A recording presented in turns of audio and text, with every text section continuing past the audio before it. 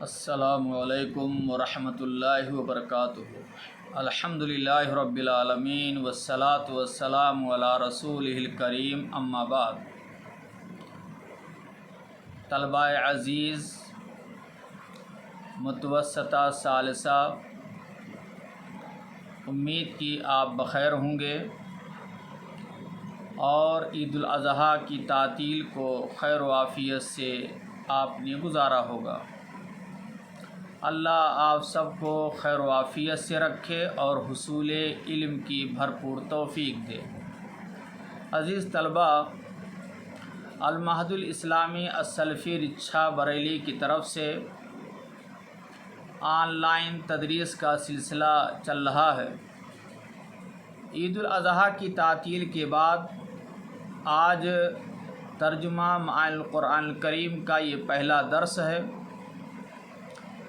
آپ کے سامنے سورہ ملک کا درس شروع کیا جا رہا ہے۔ آئیے ہم درس شروع کرتے ہیں۔ اعوذ باللہ من الشیطان الرجیم، بسم اللہ الرحمن الرحیم۔ تبارک الذی بیدہ الملک وہو علی کل شیء قدیر، الذی خلق الموت والحیاۃ لیبلوکم ایکم احسن عملا وہو العزیز الغفور۔ عزیز طلبہ، یہ سورہ ملک ہے اور اس سورہ کو سورہ مانعہ بھی کہا جاتا ہے کہ عذاب قبر سے یہ سورہ انسان کو روکنے والی ہے، بچانے والی ہے، اس لیے اس کو مانعہ اور منجیہ بھی کہتے ہیں، اور اس سورہ کو سورہ تبارک بھی کہا جاتا ہے۔ سورہ ملک کا نام سورہ ملک آیت میں لفظ الملک آیا ہوا ہے، اسی مناسبت سے اس سورہ کا نام سورہ ملک رکھا گیا ہے، چونکہ اس سورہ کے اندر اللہ تعالیٰ کی سلطنت، بادشاہت اور قدرت کاملہ کا ذکر ہوگا، اس لیے اس سورہ کو سورہ ملک کہا جاتا ہے۔ یہ سورہ ملک تمام مفسرین کے نزدیک مکی ہے اور ہجرت سے پہلے پیارے نبی پر یہ سورہ نازل ہوئی ہے، اس لیے مکی کہلاتی ہے۔ اس سورہ کی فضیلت احادیث میں بہت وارد ہوئی ہے، کچھ روایتیں ضعیف ہیں، کچھ روایتیں صحیح ہیں۔ صحیح روایتوں میں سے یہ بھی ہے کہ اللہ کے رسول صلی اللہ علیہ وسلم نے ارشاد فرمایا کہ قرآن مجید کے اندر ایک سورہ ہے سورہ ملک، جس کے اندر 30 آیتیں ہیں، یہ پڑھنے والے کے لیے سفارش کرے گی یہاں تک کہ اس کو بخش دیا جائے گا۔ ایک روایت میں ہے پیارے نبی صلی اللہ علیہ وسلم نے فرمایا کہ قرآن مجید میں ایک سورہ ہے سورہ ملک، یہ اپنے پڑھنے والے کے لیے لڑے گی یہاں تک کہ اس کو جنت میں داخل کروا دے گی۔ ایک روایت میں یہ بھی ہے کہ پیارے نبی صلی اللہ علیہ وسلم رات کو سوتے وقت سورہ حامیم، سجدہ اور سورہ ملک کی تلاوت پابندی سے کیا کرتے تھے، چونکہ یہ سورہ عذاب قبر سے بچانے والی ہے، اس لیے انسان اعمال صالحہ کرے گا تو انسان عذاب قبر سے بچ سکتا ہے۔ عزیز طلبہ، اس سورہ کے یہ فضائل ہے اور اس سورہ کا مرکزی مضمون یہ ہے کہ اس سورہ میں اسلام کی تعلیمات کا مختصراً تعارف کرایا گیا ہے، ساتھ ساتھ ان لوگوں کو متنبہ بھی کیا گیا ہے جو غفلت میں پڑے ہوئے آخرت کو بھلا بیٹھے ہیں اور آخرت کو بھولے ہوئے ہیں۔ اس سورہ کے اندر اللہ رب العالمین کی توحید کو بیان کیا گیا ہے اور اللہ کی عظمت اور کبریائی کو بیان کیا گیا ہے۔ عزیز طلبہ، آپ آیت دیکھیے، تبارک الذی بیدہ الملک وہو علی کل شیء قدیر۔ یہ سورہ ملک ہے۔ ماقبل سورہ میں رسالت کا بیان تھا، اس سورہ میں توحید کا بیان ہے اور اللہ کی عظمت، اس کے علم اور قدرت کو دلائل سے ثابت کیا گیا ہے اور ضمناً کچھ مضامین کفار اور مومنین کی جزا اور سزا کے بھی آ گئے ہیں۔ عزیز طلبہ، لفظ تبارک یہ برکت سے مشتق ہے، جس کے معنی بڑھوتری اور زیادتی کے ہیں۔ بعض مفسرین نے اس کے معنی کیے ہیں مخلوقات کی صفات سے بلند و برتر۔ بہرحال تبارکہ فعل ماضی کا صیغہ ہے، واحد مذکر غائب ہے اور باب تفاعل سے آتا ہے۔ تفاعل کا صیغہ یہ مبالغہ کے لیے، اور تبارکہ کا لفظ صرف فعل ماضی اور واحد مذکر غائب کے طور پر استعمال ہوا ہے، اور تبارکہ کی گردان نہیں آتی ہے، اور تبارکہ کا لفظ یہ اللہ کی ذات کے لیے استعمال ہوتا ہے اور اس کے معنی ہوتے ہیں کہ سب سے بالا و برتر، عالی شان۔ تبارکہ یہ اللہ تبارک تعالیٰ کے لیے استعمال ہوا ہے، اللہ کے علاوہ دوسرے کے لیے اس کا استعمال درست نہیں ہے۔ اور تبارکہ یہ باب تفاعل کا مصدر ہے، تبارکہ یتبارک و تبارک، اور فعل ماضی کا ایک ہی صیغہ واحد مذکر غائب مستعمل ہے، اس فعل کی گردان نہیں آتی ہے اور یہ صرف اللہ کے لیے استعمال ہوتا ہے، اس لیے بعض لوگ تبارکہ کو اسم فعل کہتے ہیں۔ الذی کے معنی جو، جس نے، اسم موصول ہے، واحد مذکر ہے، تثنیہ اللذان جمع الذین۔ بیدہ میں با حرف جار ہے، ید معنی ہاتھ، جمع ایدی، جمع الجمع ایادی۔ ید یہ اللہ تبارک تعالیٰ کے صفات میں سے ایک صفت ہے، اللہ کا ہاتھ ہونا۔ اب اللہ کے ہاتھ ہے، ہمارا عقیدہ ہے کہ اللہ کے ہاتھ ہے، لیکن اللہ کا ہاتھ کیسے ہے، کیفیت مجہول ہے، اور اس کا ہم غلط معنی نہیں پہنائیں گے، نہ یہ کہیں گے کہ بندوں کی طرح سے اللہ کے ہاتھ ہیں۔ اللہ کے لیے، اللہ نے اپنی ذات کے لیے ید کا لفظ استعمال کیا ہے، لہٰذا ید کو حقیقی معنی پر محمول کیا جائے گا اور یہ عقیدہ رکھا جائے گا کہ اللہ کے ہاتھ ہے۔ اب ہاتھ کیسے ہے، کیفیت مجہول ہے، اور بندوں کے ہاتھ سے تشبیہ نہیں قرار دیا جا سکتا ہے۔ تشبیہ، تعطیل، تحریف سے ہم اللہ کی ذات کو پاک و صاف رکھتے ہیں۔ بہت سے لوگوں نے ید کا لفظ قبض قدرت کیا ہے، جو مناسب نہیں ہے۔ ید کا لفظ حقیقی معنی ہاتھ ہی مراد لیا جائے، یہی زیادہ بہتر ہے۔ بیدہ میں ہی ضمیر کا مرجع الذی ہے۔ الملک، الملک کے معنی بادشاہت، حکومت، جمع املاک، ملکہ یملکو ملکن کے معنی مالک ہونا۔ الملک بادشاہت، حکومت۔ اب بادشاہت، حکومت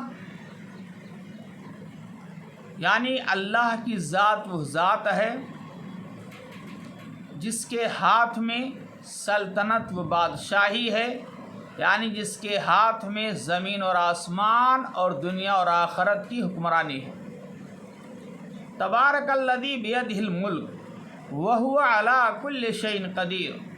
واو معنی اور، واو کئی طرح کا ہوتا ہے، ایک واو عاطفہ ہوتا ہے، حروف عطف کہلاتا ہے، اور ایک واو حالیہ ہوتا ہے، اور ایک واو ما کے معنی میں ہوتا ہے مفعول ماہو کے معنی میں، اور ایک واو حرف جار قسمیہ ہوتا ہے، اور ایک واو او کے معنی میں ہوتا ہے۔ ہوا معنی وہ، ہوا ہما ہم ہیا ہما ہننا یہ ضمیر ہے۔ اعلیٰ معنی پر حرف جار ہے۔ کل معنی ہر تاکید ہے۔ شیون معنی چیز جمع اشیاء۔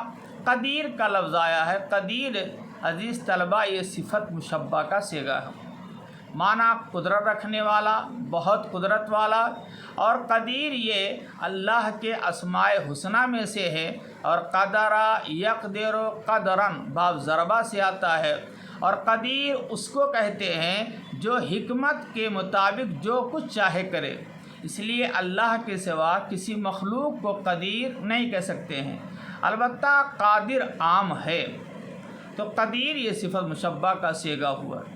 ترجمہ دیکھیے، تبارک الذی بیدہ الملک وہو علی کل شیء قدیر، بابرکت ہے وہ ذات، مقدس ہے وہ ذات جس کے ہاتھ میں زمین اور آسمان کی بادشاہت ہے، دنیا اور آخرت کی حکمرانی ہے، وہو علی کل شیء قدیر، اور وہ ہر چیز پر قادر ہے۔ یعنی اللہ تعالیٰ بڑا ہی عالی شان ہے، اس کے ہاتھ میں سلطنت اور بادشاہی ہے، آسمان و زمین کی حکمرانی ہے، ہر طرح کی قدرت اور غلبہ اسی کو حاصل ہے، وہ کائنات میں جس طرح کا تصرف کرے کوئی اسے روک نہیں سکتا، وہ شاہ کو گدا، گدا کو شاہ، امیر کو غریب، غریب کو امیر کر دے، کوئی اس کی حکمت اور مشیت میں دخل نہیں دے سکتا۔ تو بابرکت ہے وہ ذات جس کے ہاتھ میں آسمان اور زمین کی بادشاہت ہے، اور وہ ہر چیز پر قادر ہے، اور وہ ہر چیز پر قادر ہے۔ عزیز طلبہ، اس آیت میں دعویٰ پیش کیا گیا ہے کہ اللہ تعالیٰ ہر چیز پر قادر ہے، اللہ کی ذات عظمت والی ہے، اللہ قدرت اور علم اور حکمت جیسی صفات سے متصف ہے۔ اب دعویٰ ہے، دلیل آگے پیش کیا جا رہا ہے، دعوے کی دلیل آگے پیش کی جا رہی ہے۔ تو پہلی آیت بطور دعویٰ کے ہے، اس لیے اگلی آیت میں اللہ کے وجود، توحید، اس کے علم اور قدرت پر دلائل پیش کیے گئے ہیں۔ اللہ نے فرمایا الذی خلق الموت والحیات لیبلوکم ایکم احسن عملا وہو العزیز الغفور۔ الذی اسم موصول جمع الذین خلقا، اس نے پیدا کیا، فعل ماضی ہے باب نصرہ سے، بعض لوگوں نے خلقہ کا معنی جعلا کیا ہے، بنایا، بہرحال خلقہ کے معنی پیدا کیا، خلقہ یخلق خلقاً باب نصرہ سے پیدا کرنا۔ الموت مات یموت موتاً باب نصرہ کا مصدر ہے، اور موت کا معنی ہے مرنا، باب نصرہ کا مصدر مات یموت موتاً مرنا۔ موت کہتے ہیں روح کا جسم سے نکل جانا، روح کا جسم سے نکل جانا موت کہلاتا ہے، اور روح کا جسم سے متصل ہونا یہ حیات کہلاتا ہے۔ تو موت کی جمع اموات، ماتا یموت موتن کے معنی مرنا، اور حیات آیا ہے، واو حرف عطف ہے، الموتا یہ معطوف علیہ ہے، اور حیات یہ معطوف ہے، اور معطوف اور معطوف علیہ کا اعراب ایک ہوتا ہے۔ الموتا معطوف علیہ اور حیات معطوف اپنے معطوف علیہ سے مل کر، معطوف علیہ اپنے معطوف سے مل کر خلقہ کا مفعول بن جائے گا، اور خلقہ کا فاعل، خلقہ میں ہوا کی ضمیر پوشیدہ ہے، وہ فاعل ہے۔ حیات باب سمیہ کا مصدر ہے، معنی زندہ رہنا، حیات کے معنی زندگی۔ لیبلوکم ایکم احسن عملا، بلا یبلو کے معنی آزمائش کرنا، آزمانا، امتحان لینا، جانچنا۔ باب نصرہ سے آتا ہے بلا یبلو بلاءً و بلون، معنی آزمائش کرنا۔ لیبلوا میں لام کے بعد ان پوشیدہ ہے، اصل عبارت ہے لئن یبلوا، لام کئی کے بعد ان پوشیدہ ہوتا ہے۔ اور کم جو ہے یہ لیبلوا کا مفعول اول ہے، اور ایکم احسن عملا یہ مفعول ثانی ہے۔ اور بلا یبلو یہ یعلمو کے معنی میں ہے، اور یعلمو کے معنی کو متضمن ہے، شامل ہے، اور یعلمو یہ دو مفعول چاہتا ہے، اس لیے یبلوا بھی جب یعلمو کا معنی دے رہا ہے تو یبلوا بھی دو مفعول چاہتا ہے۔ ایکم میں ایون یہ حرف استفہام ہے، اور کم ضمیر منفصل ہے۔ احسن اسم تفضیل کا صیغہ ہے، معنی زیادہ اچھا۔ حسنا یحسن حسناً کرما سے آتا ہے، حسن یہ کرما کا مصدر ہوگا، معنی بہتر ہونا، اچھا ہونا، بہتر ہونا، اچھا ہونا۔ وَهُوَ الْعَزِيزُ الْغَفُورُ، اور عملہ کے معنی کام، جمع اعمال، یہ عمل یہ باب سمیع کا مصدر ہے، عملا یعمل عملاً، باب سمیع کا مصدر ہے، معنی کام کرنا۔ وَهُوَ الْعَزِيزُ الْغَفُورُ، عزیز کے معنی زبردست، دوسرا معنی قوی، شریف، صاحب عزت، پیارا، اسم مبالغہ کا صیغہ ہے، فعیل کے وزن پر ہے، بمعنی اسم فاعل۔ عزیز یہ اللہ کے اسماء حسنہ میں سے ہے، عزیز کی جمع اعزہ، عزہ یعز عزتا، باب ضربہ سے طاقتور ہونا، صاحب عزت ہونا۔ الغفور معاف کرنے والا، بخشنے والا، بہت زیادہ معاف کرنے والا۔ الغفور اسم مبالغہ کا صیغہ ہے، غفرا یغفر، باب ضربہ سے غفرا یغفر غفراً و غفرانا و مغفرتاً، معنی معاف کر دینا۔ غفور یہ بھی اسماء حسنہ میں سے ہے۔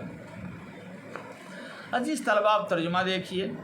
تبارک الذی بیدہ الملک، بابرکت ہے وہ ذات، عالی شان ہے وہ ذات، مقدس ہے وہ ذات، بیدہ الملک جس کے ہاتھ میں آسمان اور زمین، دنیا اور آخرت کی بادشاہت اور حکمرانی ہے۔ وَهُوَ عَلَىٰ كُلِّ شَيْءٍ قدیر، اور وہ ذات ہر چیز پر قدرت رکھنے والی ہے۔ الذی خلق الموت والحیات، اسی ذات نے موت اور زندگی کو پیدا کیا ہے۔ لیبلوکم، تاکہ تم کو آزمائے، تمہارا امتحان لے، ایکم احسن عملا، کہ تم میں عمل کے اعتبار سے کون سب سے بہتر ہے۔ وَهُوَ الْعَزِيزُ الْغَفُورُ، اور اللہ تعالی زبردست بخشنے والا ہے۔ بابرکت ہے وہ ذات جس کے ہاتھ میں آسمان اور زمین کی بادشاہت ہے، اور وہ ذات ہر چیز پر قدرت رکھنے والی ہے۔ اسی ذات نے موت اور زندگی کو پیدا کیا ہے تاکہ تمہارا امتحان لے کہ تم میں عمل کے اعتبار سے کون سب سے بہتر ہے، اور وہ ذات غالب زبردست بخشنے والی ہے۔ عزیز طلباء یہ رہا سورہ ملک کے بارے میں مختصر گفتگو، آپ کو بتلایا گیا کہ اس کا مرکزی مضمون کیا ہے، اس سورہ کے نام کیا ہے، اس سورہ کی فضیلت کیا ہے، اور اس سورہ کی 2 آیتوں میں کیا کیا بیان کیا گیا ہے، اور یہ واضح کیا گیا ہے کہ اللہ تعالیٰ کی توحید، اس کی قدرت، علم اور حکمت کو بیان کیا گیا ہے، اور اس بات کو واضح کیا گیا ہے کہ اللہ تعالیٰ قدیر ہے، اللہ تعالیٰ علیم ہے، اللہ تعالیٰ غفور ہے، اور اللہ تعالیٰ خالق بھی ہے، اللہ تعالیٰ بابرکت بھی ہے۔ آج کے درس کو اسی پر ہم بند کرتے ہیں۔ اللہ سے دعا کرتے ہیں کہ اللہ تعالیٰ آپ سبھی کو خیر و عافیت سے رکھے اور حصول علم کی بھرپور توفیق عطا فرمائے۔ آمین۔ والسلام علیکم ورحمۃ اللہ وبرکاتہ۔